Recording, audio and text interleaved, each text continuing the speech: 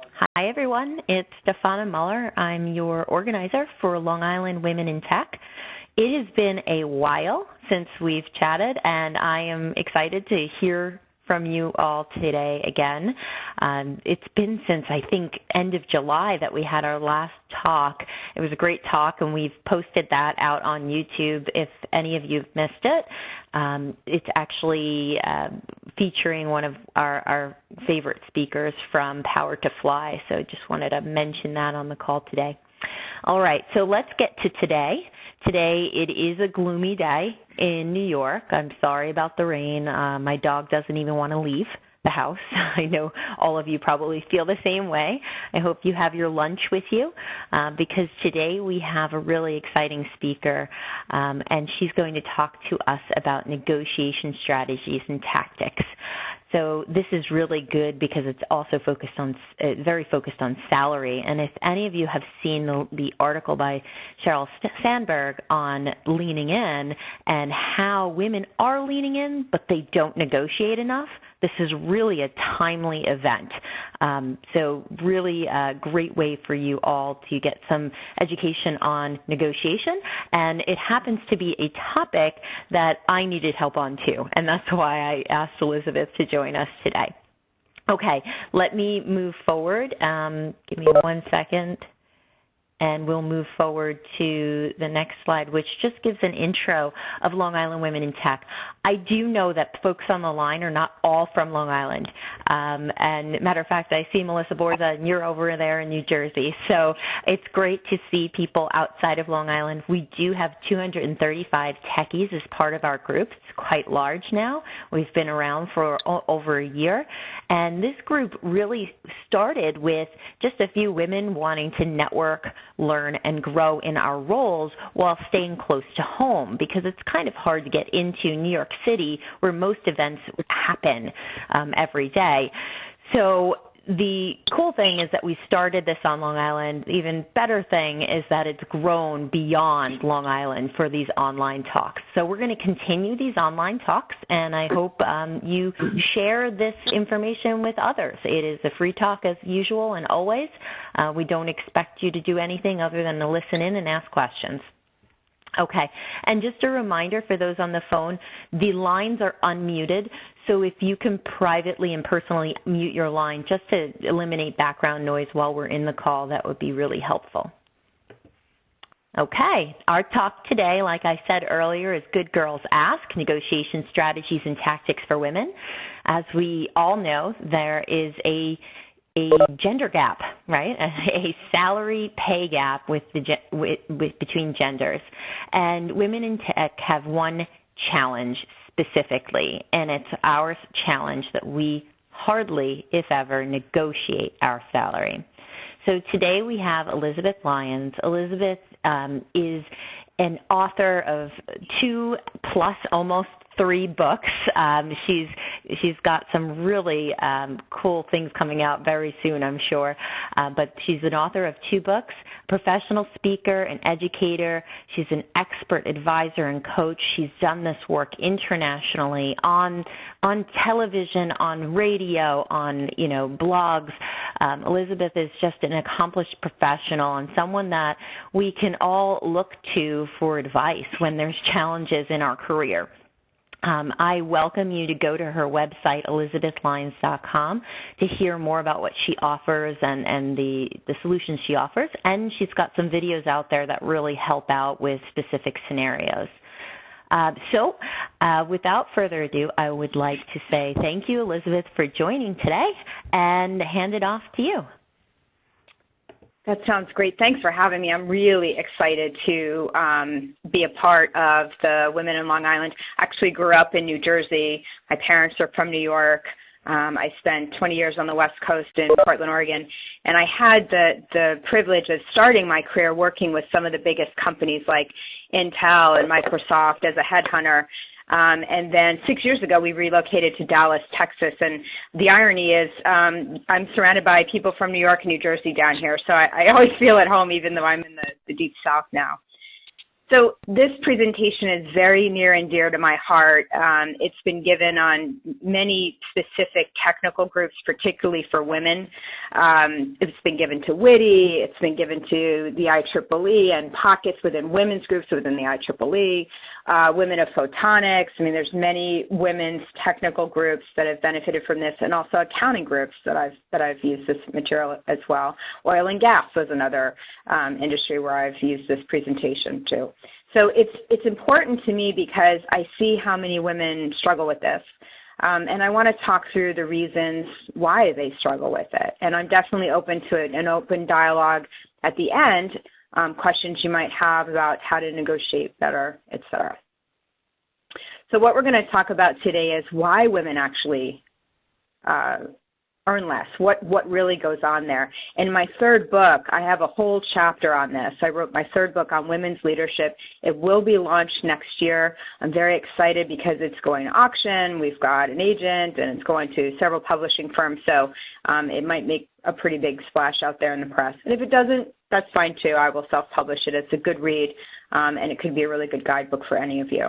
So we'll talk about why women ask for less, why do they earn less, what really goes on there, the damaging phrases or words that you never want to use in a negotiation, and how to ask what you deserve in terms of money, but without feeling awkward or having your stomach in knots when you hold the conversation. And then the big thing I really want to kind of examine and explore with you today is your views on money, how you got there and what you really think about money in general. Before I dive too far into this, I also want to point towards the press. I'm sure all of you saw that the state of Boston passed a law that said that employers are no longer allowed to ask you how much you currently make. And I don't know if you saw that out there in the press. Liz Ryan actually wrote something on LinkedIn in one of her articles about it. I saw the actual formal press release around it. And one of the reasons they said the bill went up was because they specifically pointed towards women that can't negotiate and also minorities. And they think that if they don't allow employers to ask this question, you will be better slated for positions. And if you don't have to negotiate as much, you'll be paid fairly. I think it will help somewhat, but at the end of the day, you still need to know how to negotiate. Whether it's a car, whether you're negotiating a conversation or you're trying to get through a conversation, negotiation skills are really helpful. And I think also the tips and tricks that we'll talk about today and the tools that you'll learn, you'll utilize beyond just a salary negotiation.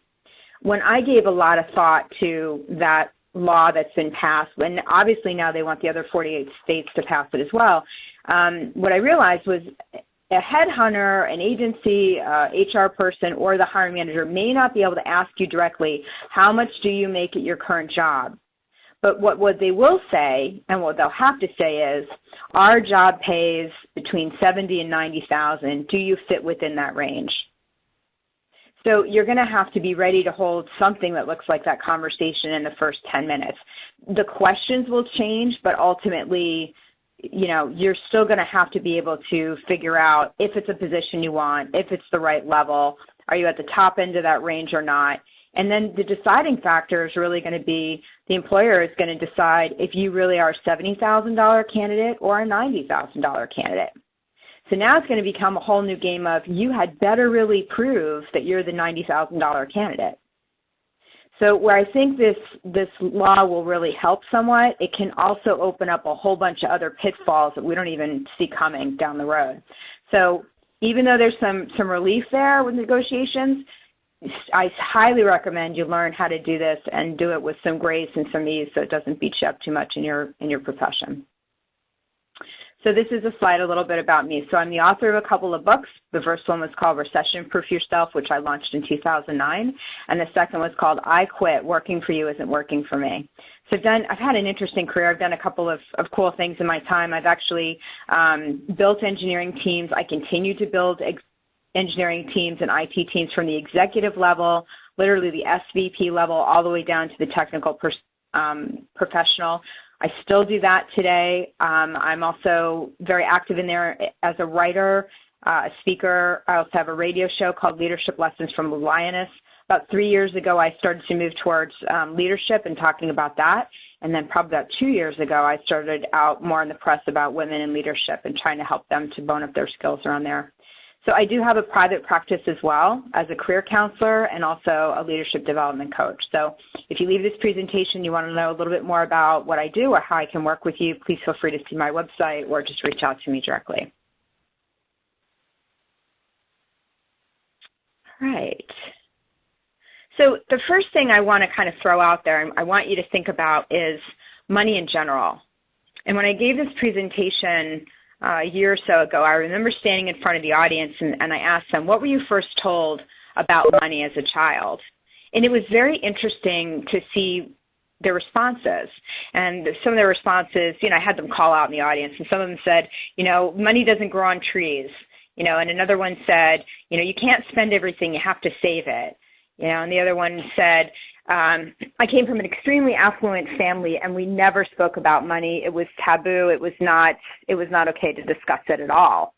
And it was just interesting to see that as a child, what they were told about money in general and how those first thoughts around money really made a big impression about them, to them. And as an adult, they still carried those kinds of ideas about money.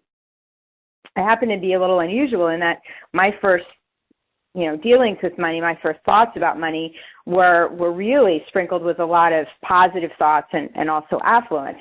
When I was a little girl, I distinctly remember going into the bank, and it was a big deal. And we would go into the bank, and it was this, pristine building. We'd walk up to the teller, and everybody was dressed nicely. And I remember seeing transactions go on. And I remember being about 10 years old, and my mom and my grandmother giving me a Christmas club. And it was like $2 a week, and at the end of the year, I got to take that money and buy Christmas presents for my family. And it had a big impact on me in terms of saving and spending and what money was and what money wasn't. And so as I grew up with these ideas that money was fluid, there was a lot of it around, and that there was enough for everybody and plenty for me. And when I look at my career, I find it kind of ironic that I ended up being a headhunter and negotiating people's salaries because they couldn't do it for themselves. If they talked about their own salary or tried to get $10,000 or $20,000 more, they were a wreck. And if I did it, it didn't matter to me. I certainly didn't even break a sweat. And if I was talking about my own salary, it didn't bother me either. I didn't look at money as something that was really personal. I didn't look at money as something that was a definition of who I was as a person, if I was a good person or a bad person. And when I ask women about their feelings around money as an adult, it's usually not very positive. And those are the clients that come to me that say, I have a really hard time talking about this money stuff, and I don't know why. And it usually stems from when they were kids. So, we're going to end the presentation in 45 minutes or whatever, but as you go out into your day and, into the weekend, I want you to really kind of think about the very first things you were told about money. And as an adult, what are the feelings that you have around money today? Because that is what really will impact and surface when you start to talk about money or salary. When you look at technical professions in general, what you will find is, they're compensated pretty well, actually. And it doesn't seem to matter if it's a male professional or a female professional. The salary band is the same, right? It's a law. That's how our laws are set up. But what you'll find is the technical professional male will typically ask for more than the female. And what I see in IT is that often the women just aren't educated in what the positions pay and understanding where they are and where they fall in that salary band, that they could actually have that kind of pay. They could be neck and neck with any other technical male out there in the same job, in the same category, in the same company. So I found these statistics a couple of years ago to be very, very interesting, and I wanted to kind of throw it out there.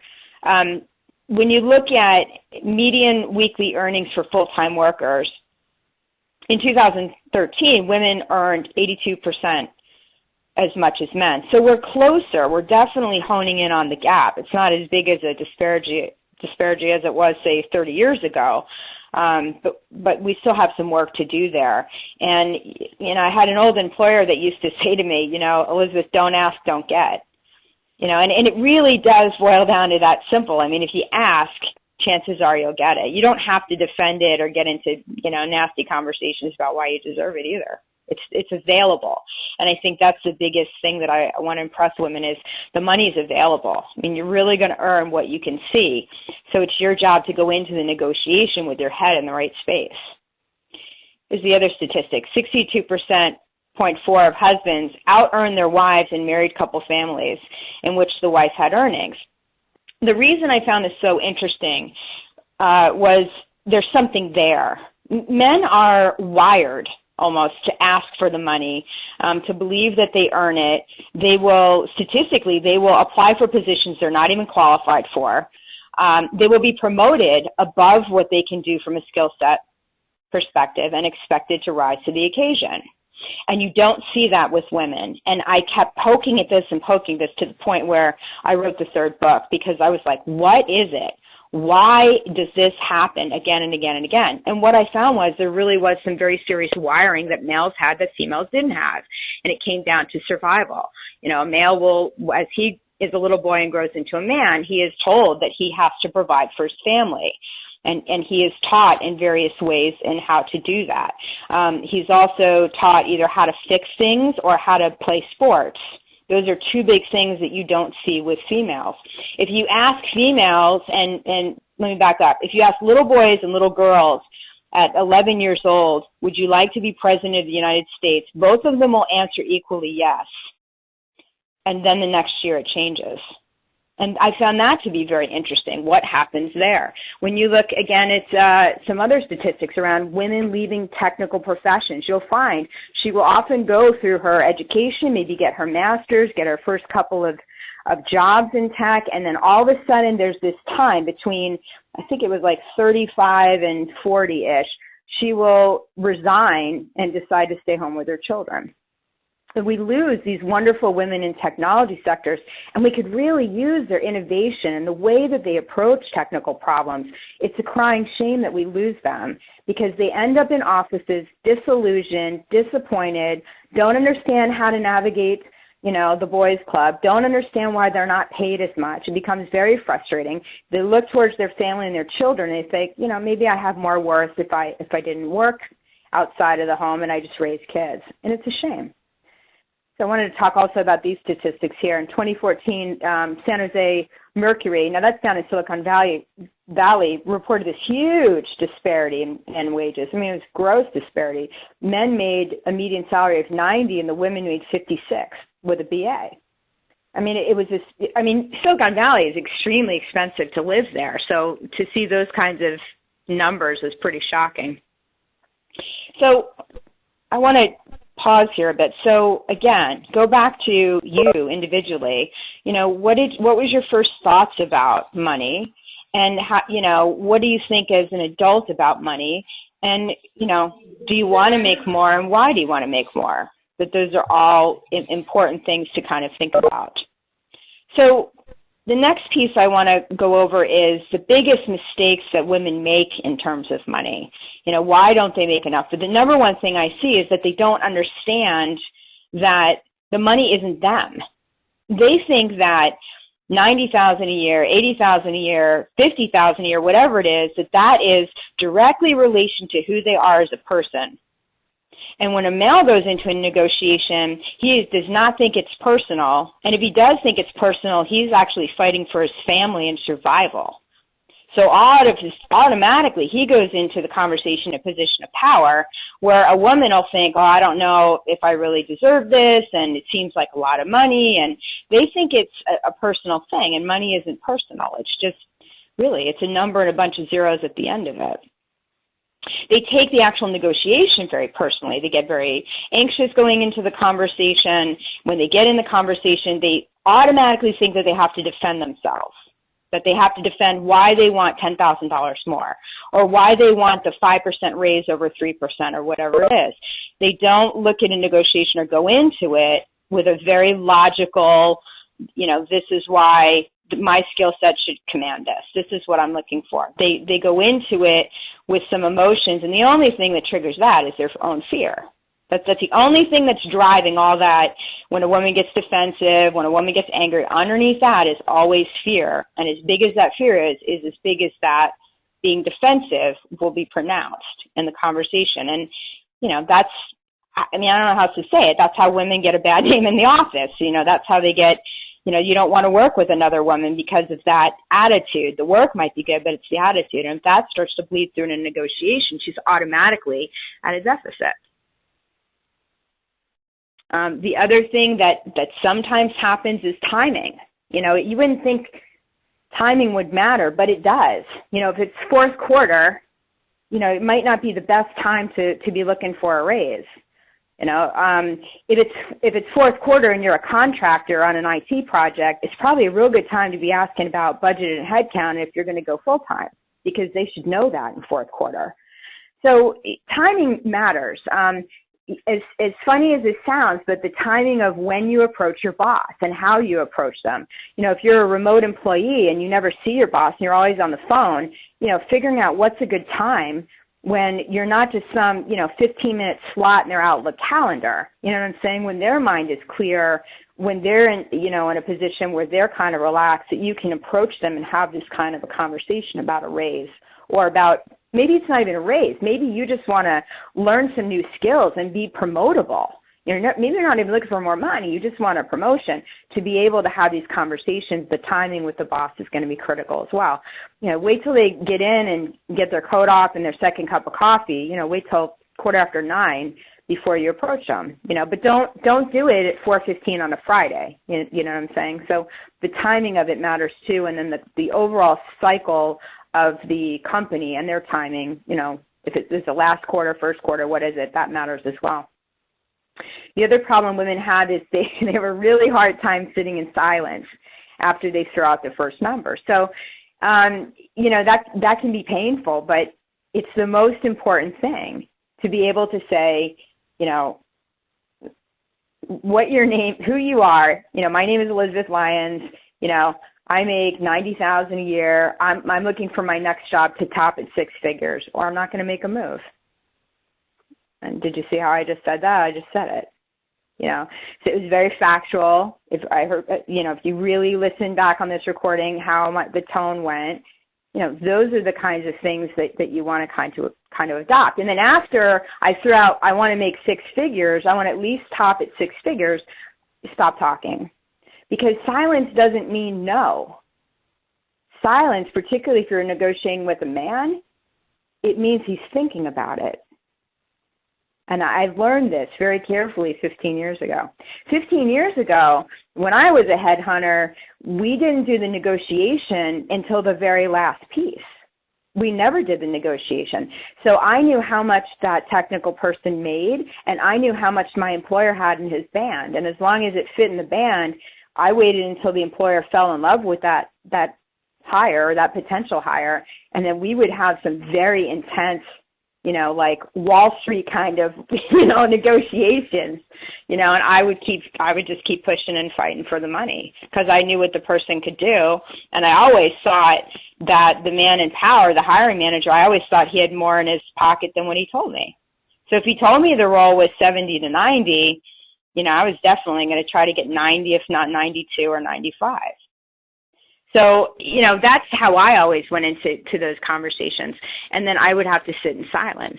So I learned this many, many years ago, and watched a lot of, they were all men, in power that had budgets and that wanted to hire and hire my people. But I would have to make a stand as to why you wanted Bob from my agency, or why you wanted Jane from my agency. I had to make a stand. Because if I said, Jane needs 85 and she's not going to take a penny less, he's instantly going to say no.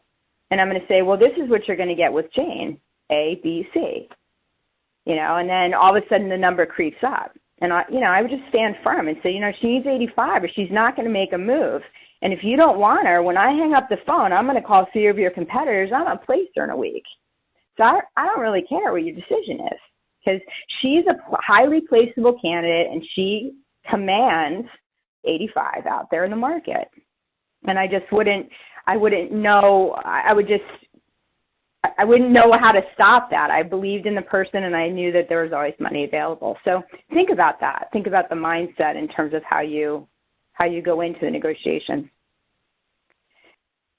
slide is a very important slide. I hope that you would go back and revisit. So these are some of the traits that women will say often in speech or in conversation that diminish them, and will diminish them very quickly, particularly with males or in the office. It will discredit them instantly.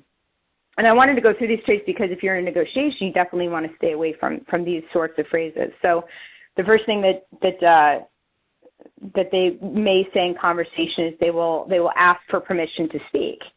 So this scenario plays out if there's 3 or 4 people and they walk up to the 3 or 4 people and they're overhearing the conversation and they don't want to be intrusive or be interrupting them, and so they'll say, do you mind if I add something? And that instantly diminishes a woman because you're not 4 years old. You shouldn't have to ask if you can speak. I mean, you're credible. You have intelligence. Yes, just go ahead and speak.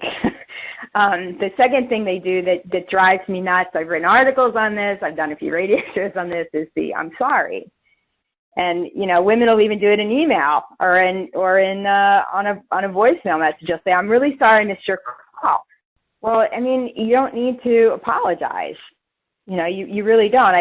I always joke and say, unless you plowed into somebody's car and hit them, you don't need to be sorry. I was out the other day at Starbucks. I was getting a coffee, and a woman behind me had to reach over me to get something that she needed. And she was like, I'm sorry. And it's that sort of thing. You don't need to be sorry. You're almost better in that situation to say, excuse me, but you don't need to say, I'm sorry. And it diminishes the woman instantly when she says that. Women that aren't definitive, particularly in IT, particularly in engineering, you want to be firm, you want to be definite, you want to be confident. So saying things like, I hope this proposal meets your needs, does not sound very confident. It doesn't even sound collaborative. It sounds weak, frankly. Phrases like that aren't going to be the right perception. Again, this perception is built over time. Then you go to sit at the negotiation table. If this perception is already built, how strong are you going to be in the negotiation? Probably not very strong. So think about these things as you're in offices and on calls, etc. Mincing words, this is one of my favorite. Women, they say this a lot. I'm a little bit concerned. They'll say things like, I'm a little bit concerned about your performance, Joe. You're not concerned about their performance. I mean, you were going to fire them. You just talked to HR last week. You're totally, absolutely concerned. This little bit concerned. We say this to soften the blow or whatever it is, but or you try to, or I hope, or I feel. Perhaps you could. Again, not great conversations in offices, particularly if you're in a male-dominated field. Asking useless questions in the attempt to be collaborative when you already know the answers. And I have seen women do this. Isn't that right? What do you think? Okay. You already know what the answer is. You don't really need more verification. Women do it in the spirit of being collaborative, and then what they get is they get this perception of being weak. So, then it comes down to, well, why would a woman ever do any of that? Why would she ever say words like that, especially if it came to money and her income and her own negotiations? And as I said earlier in the call, what typically drives that is fear, they doubt themselves. I've spoken to women, second session in my career counseling, woman comes to me, loses a job or wants to do a job change. Second session in, I'll look at her and say the obvious. I'll say, you're underpaid by $20,000. And she'll inevitably say, that can't be right. How do you know that? No, that can't be right. No, it's right, and because I do this for a living, and it's shocking that you don't know it, and we're second, third session and talking about it.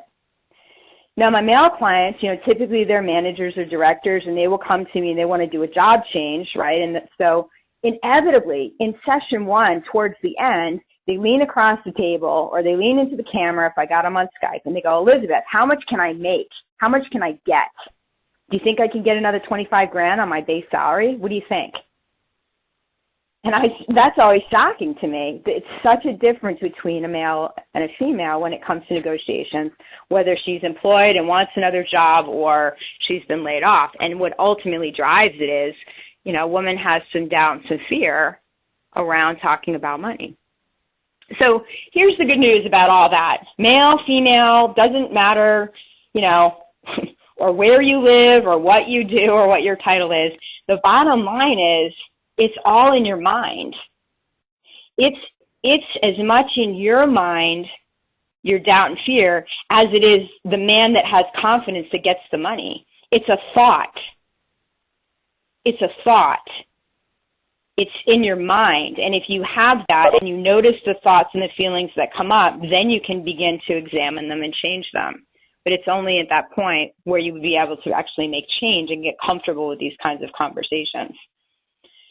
So for women, what I found in session and a lot of conversations and emails for a lot of years is they have thoughts around money. And their thoughts are, I'll never forget this. I spoke to an accounting group probably 10 years ago. 10 years ago, it was a very high level, these are like CPAs, very educated, smart women. And when I threw out the idea about money to them, there's one woman that stood up and said very definitely, she said, it's like good girls don't ask. Like it's just impolite. It's very rude to ask for the business or to ask for more.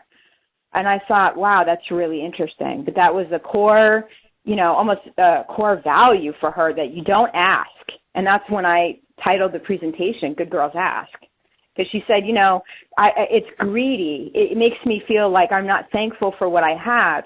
I've had women look at me and say, I don't need more money. And I tend to start to get reactionary when they say that, because maybe you don't need the money now, but when the health issue hits and you find out you have cancer, or your child has epilepsy, or your husband leaves you or dies, trust me, you need the money. You need the money. And if you're in a good earning power now, if you're in your peak earning power, if you're from 35 to, 48, you're in peak earning time, get the money, because you can always bank it. You can do whatever. You can put it aside, whatever. I've even joked with women. I said, for God's sake, ask for the 2% raise and then give it to charity. I don't care what you do. Give it to the homeless person. I don't care. But you've got to be able to receive the money. It's important. And it's important that women don't get themselves tied up in situations where they stay in marriages longer than they need to, or they stay in situations that they're hostage to because they didn't bother to figure out the earning power. They didn't bother to go be uncomfortable for 5 or 10 minutes and hold the negotiation. The last article I wrote, I specifically stated that in the article. The article was about the real reasons why women earn less. And if you email me, I'll send it to you. It blew up all over on LinkedIn. It's a very popular article. And one of the things I said was a woman will stay in situations longer than need be because she won't ask. But it goes right back to, it's all in your mind. If you go back to your thoughts, if you go back to how you got there around money, it can all be changed. It could change overnight. So, here's always my statement, take the money. Money isn't a definition of who you are as a woman. It doesn't make you a good person or a bad person. It's not a definition of any of that. The money is a definition of your skill set and what the command is and the demand is out in the market. That's it. It's very black and white. Men don't take any kind of negotiation personally, and that's why they can always ask for more and they can always get more. They seem to be very, very bold around that. So moving forward, looking at your thoughts, looking at where you're at, trying on a new approach. The first thing you want to do, very strategically, do it this weekend if you want to make more money, get online and look at your title and what does it pay out in the market. There'll be about a $20,000 spread in there. It'll be 50 to 70, 70 to 90, whatever it is, right? It'll look like that. Figure out what your title pays. Now, your industry might jog it up or down. Like, for instance, oil and gas pays more, considerably more than, say, manufacturing. High tech would sometimes pay a little more depending on revenue of the high tech company. So take it with a grain of salt, but understand what is your title and what is it, what can it command out there. Payscale.com has some good models out there, but click around and you got to look at them too. Though sometimes they can get really wonky because they're factoring in all of the United States. So they're literally factoring in New York City and West Des Moines, Iowa. So the numbers could get a little bit skewed, but look at a couple different ones and see if you can't find that range. That's the first thing every woman should do. And then understand, where are you in the market? And the example I always give for that is Walmart, Target, or Nordstrom's. Like, what are you, right? Like, what company do you work for, and what can you command with that skill set? Where do you fall in the market? If you're a consultant and you're a small business, I always tell small business people to do the same thing. Who are you? Define who you are. Where do you sit in it? If you work for a company, it's the same thing. You're looking at an industry, and where do you sit in that? And be ready to overcome the objections. In fact, you go into a negotiation, before you go in, I want you to write down on a piece of paper all the things they're going to say no and why no. Write them down. Like, because these are your fears. This is about, they're going to say no. Okay, they're going to say no and what? Well, they're going to say no and I don't deserve it. Or they're going to say no and I hit 4 objectives but not the 5th. Okay, well, write it down. What are we dealing with? And then be prepared to give, to be able to overcome those objections. Be able to have 4 bullet points, at least 3, as to why you deserve X. And deserve isn't really the right word. Why your skill set commands X, whatever that number X is. In your new approach, you want to use definite language. Right? You want to be very definitive. You want to, my skill set commands X. That's a statement. That's not open to conversation. According to my research, this position pays between 70 and 90. Boom. They're not going to stop everything and run to the internet and fact check you. But you see what I'm saying? You want to be definitive. You want to have a couple of boom, statements in there. And then throw it out there. Throw that number out there and be okay with sitting in silence. Let them think. They have a right to do that. Let them think. But know your bottom line number and do not flinch. Don't. There's no reason to flinch. You're going to flinch, but don't. There's no reason. It's, nothing's going to hurt you in this conversation either. So again, as we close out the presentation, we're going to roll into the weekend. I want you to just think about a couple of things. I want you to think about, as a little girl, what were you told about money? What were the phrases, specifically the phrases? And what were the feelings that started to take shape from your mom or your dad or your grandmother or whatever talking about money?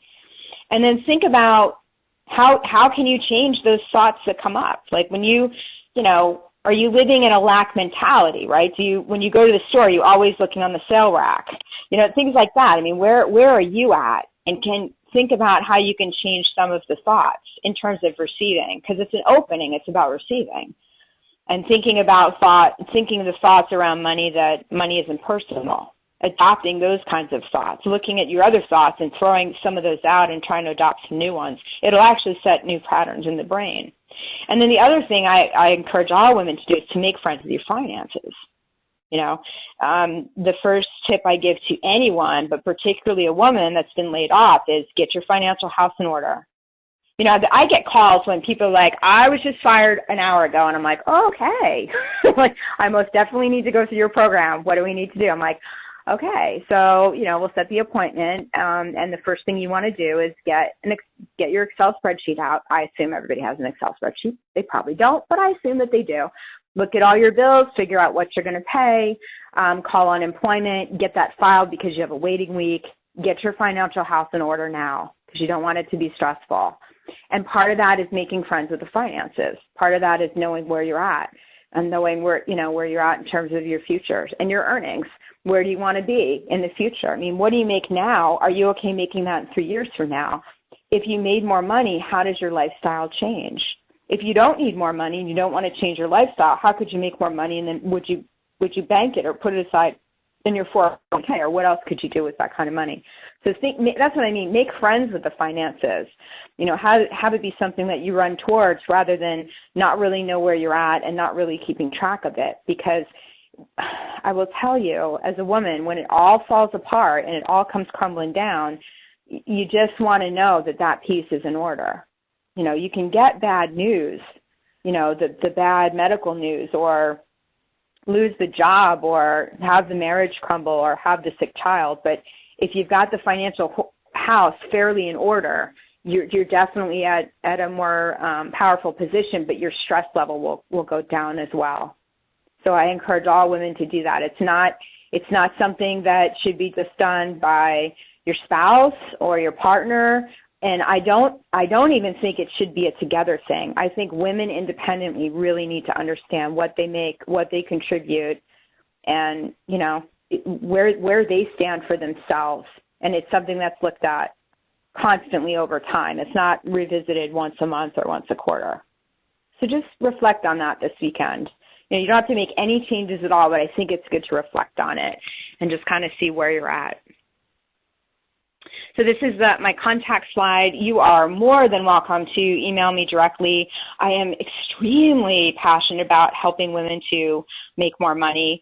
My book, I Quit, might be very helpful for you. I have a little success story I want to share with you. About 2 years ago, I had an executive female client, and she referred to me another female client that didn't make a lot of money at all. And she came to me, and she was very lovely, and I spent some time with her on the phone, and I said, listen, you can't afford my coaching program. Buy the book. If you buy the book, you can do it yourself, and then if you still want help or you want partnership, you know, that's fine. Call me, and we can work together. So her name is Elizabeth Reyes, and Elizabeth went out and bought the book, and then I heard from her one other time. I think I got 1 or 2 other emails, not very much. And she was so thankful. She was like, I just really appreciate your time. I know you get up very early and you work a lot of hours. I just appreciate it. I was like, no, you're a good referral from Valley. I'm happy to do this. And so she read the book, and then I got an email that, I mean, I almost cried. She's like, I made $20,000 more thanks to you in the book. And I have to tell you, this is a major change in my life because I'm going to get a new car, and I can do other things in my life I could never do because I went, and she went from like $45,000 and makes $20,000 more because she bothered to try to implement the tips and the tricks. And when I gave her the 15 or 20 minutes on the phone, she took it all in like a sponge, right? So when she came back to me, I just was like, do it, it works, and you'll be fine. But I was like, wow, here's somebody that took the input, didn't even have to go through the intensive sessions, you know, because she's highly motivated. She's like, I'm scared to death. Don't think I wasn't. But it's really, really cool when a woman does that, and it changes her whole life. And, you know, and I know that if people read the book or read the articles, I mean, it's really, that's why I put it out there. Because, you know, I don't want to, like, leave this world with all this information. I mean, that doesn't do any good, and nothing belongs to me.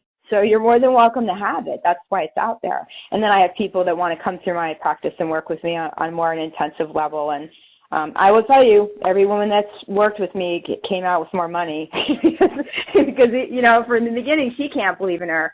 Well, I'll tell you, boy, oh boy, I believe in her. So I leave you with that. There's some cool videos. They're uplifting on the site. Take a look at those as well. I'll have some more coming up fourth quarter here. And then the book on women's leadership will be out next year. So thanks for your time and your attention this afternoon. And I'm just really happy to be here. I mean, I just feel like I'm back on the East Coast where I grew up. So thanks so much for having me, Stefan. I really appreciate the opportunity. Thanks, Elizabeth. You know, your accent came back while you were here. I'm teasing. It always does. So that was the advice you provided just now was amazing. It's something like all of us need this pep talk every once in a while. We all kind of know some of these things, but hearing it again and hearing you kind of state to us, you know, when you're afraid, you're being defensive, and that's why they call you defensive. Or, you know, when they're silent, they're thinking, it's okay. These things are just great reminders for a lot of us, and I really appreciate it myself. You also sounded like you were talking about me, just saying. No, I actually have another client right now and I think she's on the line that has gone through something similar, and I actually gave that piece of advice a couple of days ago. It's like, get the financial house in order, you'll be fine. But no, I wasn't actually, but I do. I have like 3 or 4 women's clients right now they're phenomenal. I mean, I am so happy to work with women. I mean, wow. I mean, I learned so much from them, and they're amazing, and they don't know they're amazing. And I get the privilege of witnessing that and being like, you know, you're amazing. You know, like you're not common, right? And they're like, no, I think I'm a mess. I think I'm a hot mess. But I'm like, oh my God, you're not a hot mess. You know, so I really love what I do, and I'm very appreciative. Great. That's awesome. Well, guys, I know there's tons of you still on the phone, and I would love to hear if you have questions for Elizabeth now. I have tons of questions as usual, but rather than, making this my meeting as I usually do, I'd love for the folks on the phone to ask a question. So anyone there? I might call you out, guys. I know you. So why don't we start with one of my questions, and then everyone, if you don't want to speak on the phone, you could always use the chat. There's a chat area at the bottom. Just make sure you send to everyone. So I wrote my question down. Let me ask this to you. So I've been working with a few recruiters, Elizabeth, and they often ask me, what are you making now? Yep. And what is my answer to that? You know, should I tell the recruiter? Aren't they on my side?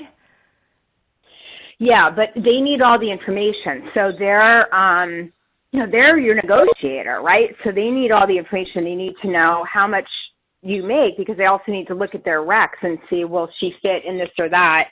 And if she's close, I mean, typically, even if you're $10,000, like let's say you make $10,000 more, normally they'll still give you an opportunity to apply to that. They'll say, you know, Stefana, this pays like 10 grand less. Do you even want to look at that, or is that just a gross disconnect? Now, I will tell you, when you get to $20,000, we're done. We don't put candidates that want to do that big of a back pedal typically. We really don't.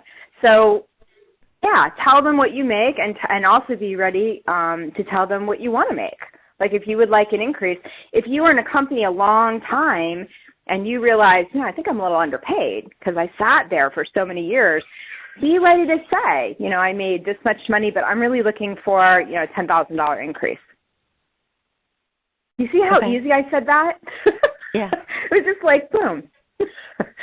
I make this and I'm looking to make that. Boom, that's it. It's just very clear and very even in my tone. It's very factual. There's nothing prickly about it. You don't feel any of that when I say numbers.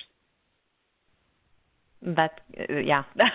You say it a lot more confidently than I have said it in the past. So definitely something to take away from this. So Noelle has a question, and she says, it seems like you have the most power if you really can walk away. If they say no, then what? Do you have to be ready to leave? Are we talking about leaving your job? Like you asked for more money and they didn't give it to you? Yes. Is that okay? No, you don't have to be ready to leave, but I will tell you, they already know that you're looking. Because statistically, employers know that if a person takes a counteroffer, like if they go to leave and then the company comes back and says, well, we'll offer you more money. Do you know, when you asked for that raise 6 months ago and we told you no, now you're leaving the company. Well, wait, Noelle, we don't want you to leave. We'll give you that lousy 10 grand. Do you want it now? They know statistically if you take that counteroffer, you'll still be gone in another 6 months. So you don't have to leave the job, but you definitely have, given them the warning sign that you're going to look elsewhere. So, I wouldn't worry about it too much, but also understand what your increases are. If you're an internal employee, you're not going to make like a $20,000 jump with a promotion. You're going to make 5% or 4% or 7%. I mean, even if you go from manager to director, a lot of times it's not a big increase. So make sure that if you're with a company a long time, that you kind of have your head, in the game of you're not looking for a huge increase. You're just looking, for a fair promotion. I hope I answered that. Yes, thank you. So there's another question. It's anonymous. So just wanted to mention there's been a few people from a similar company, so I'll ask the question as if it was from me. if you're a contractor for a client company that just finished being acquired, but you know that you are underpaid and your contract is definitely being renewed, how do you combat the "we can't give raises right now, everyone is looking for cost-cutting" argument? I know how to explain my worth, and I have solid evidence from my client that shows that they are very pleased with me. What else can I say? Go to the agency, stick it on the agency, right? Go to them and let them know you would really like an increase, show them the bullet points as to why you feel that you should get it. But I mean, really, when it goes through an acquisition like that and there's a bunch of change like that, they're not doing it for anybody, let alone the contractors. You're almost better to, ask one more time, get the agency involved in it because they're really your employer, and get out of it. And if they're like, no, actually your best strategy actually is to hang out fourth quarter.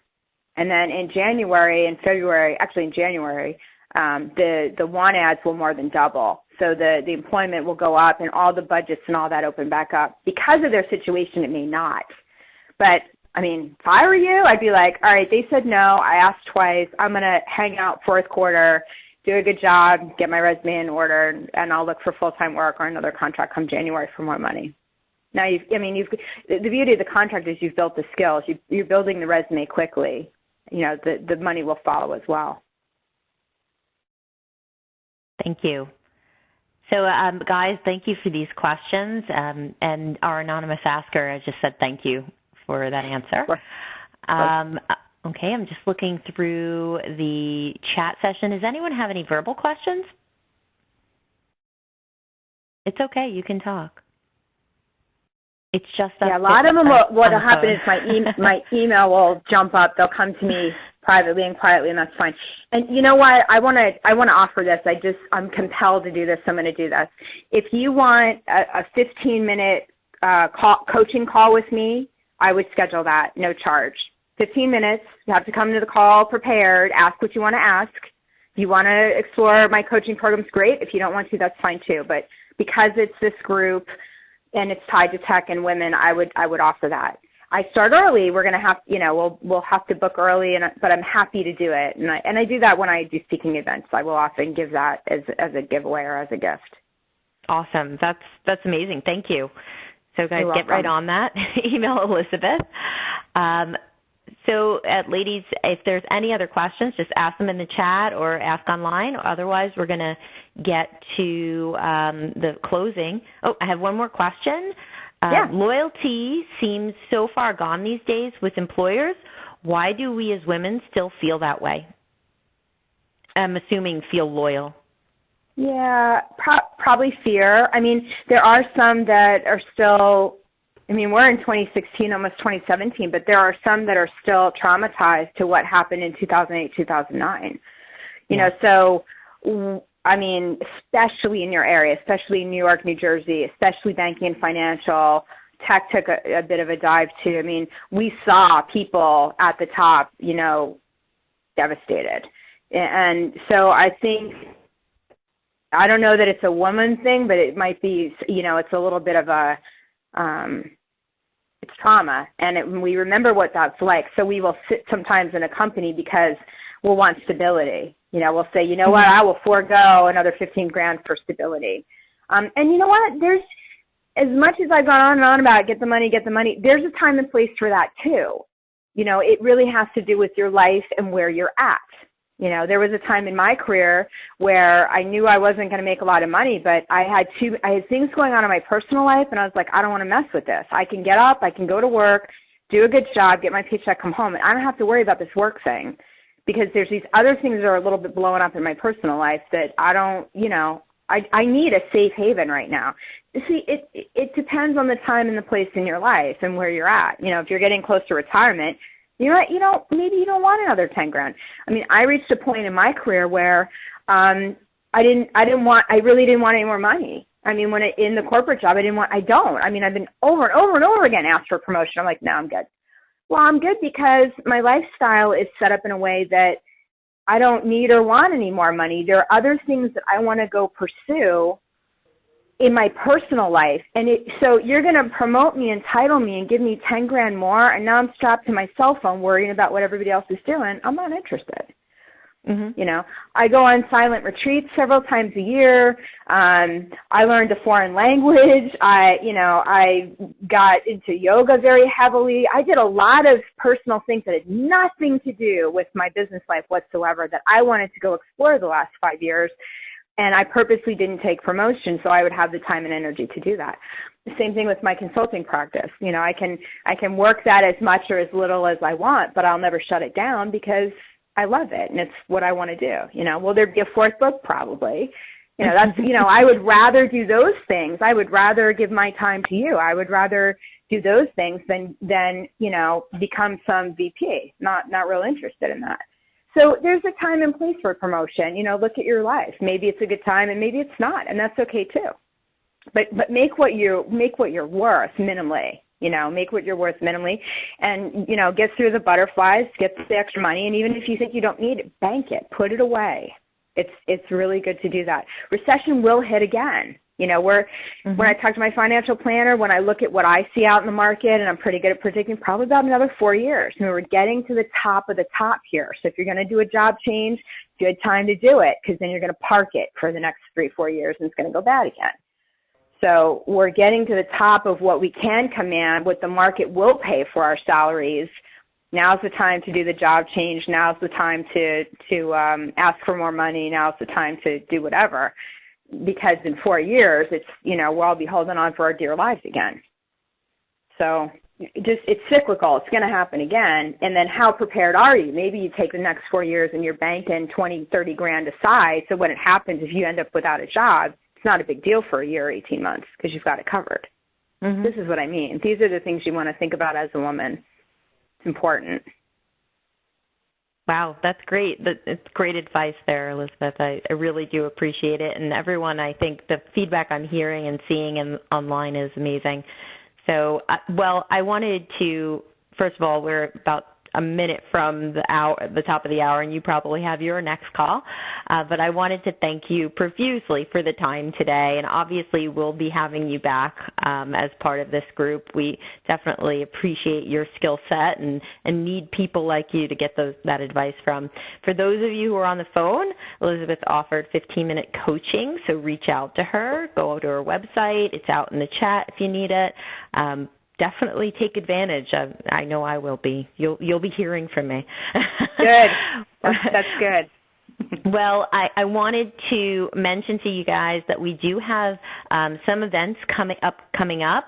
I took a screenshot of the page, and it's going to get updated right after this call. We do have a social meetup for those of you on Long Island. That is October 12th, and we're just doing a happy hour, a little bit after happy hour, 6 to 9 p.m. You don't have to stay the whole time. You can bring someone with you. Matter of fact, we ask that you bring someone with you. It's meant for socializing, having a good time, and networking. So obviously you'll meet people in the industry at this event. The other event that we have is going to be on October 14th, and Noelle, who was on the phone earlier, or she's still there, is going to be speaking about setting up side projects to innovate while you're still doing your day job. And I will be posting that registration information after this call today. So the last but not least, I have a call for volunteers. So I am looking for someone who might have a good CSS template for our site because I want to build it from the ground up. So if you are in the website building business and have a template that you like and think will help promote our group better, please reach out to me at liwomenintech@gmail.com. And I also am looking for speakers for October, November, and bloggers. We're looking to do a Your Story type blog, so maybe interview style that allows us to interview our members and publish their story about what they've learned in technology or what they've done in their career. So if you're willing to be a blogger or would like to get yourself published, please join me. And by doing that, you can just email at liwomenintech@gmail.com. And that's that, guys. That's at the end of our call today. I really do appreciate your time. Elizabeth, thank you again, and we will be in touch. Wonderful. Thanks so much. Have a great weekend. You too. Bye-bye.